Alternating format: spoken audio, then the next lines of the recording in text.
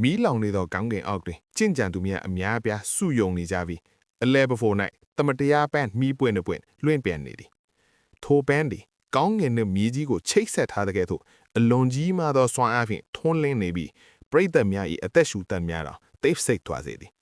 ထိုအချိန်တွင်ဝမ်လင်းနှင့်ငယောင်းတို့မျက်နှာချင်းဆိုင်ရက်နေကြတာဝမ်လင်း၏မျက်လုံးများမှအေးဆက်စွာတောက်ပနေတော်လဲငယောင်း၏ကိုခန္ဓာတစ်လျှောက်မီးစွမ်းအားများလောင်ကျွမ်းလျက်ရှိသည်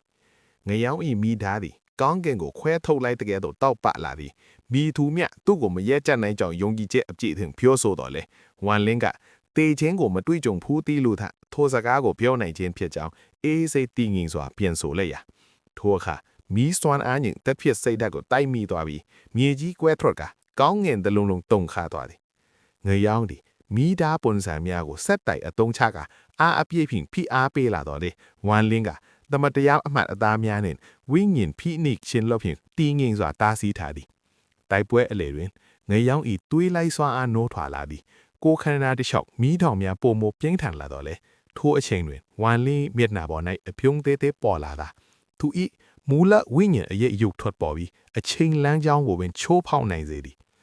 တမတရားပန်းမီးပွင့်သည်ပြင်းထန်စွာတုန်ခါကပျက်စီးစတင်ပြီးကောင်းကင်နှင့်မြေကြီးသည်အလွန်အမြင့်လှုပ်ခါသွားသည်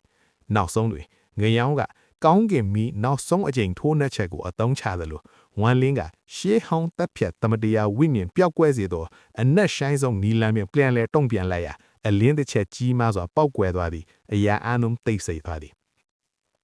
မီးကုန်းများယော့နေသွားသောအခါမတ်တက်ရက်နေသည့်သူမှာဝမ်လင်းသာဖြစ်သည်ငယောင်းသည်ဓားကိုကင်ထားတော့လဲမူလဝိညာဉ်ပြိုကွဲကတမတရားအမျက်ပစ္စည်းသွားပြီးအရှုံးကိုလက်ခံရမည်ဖြစ်လာသည်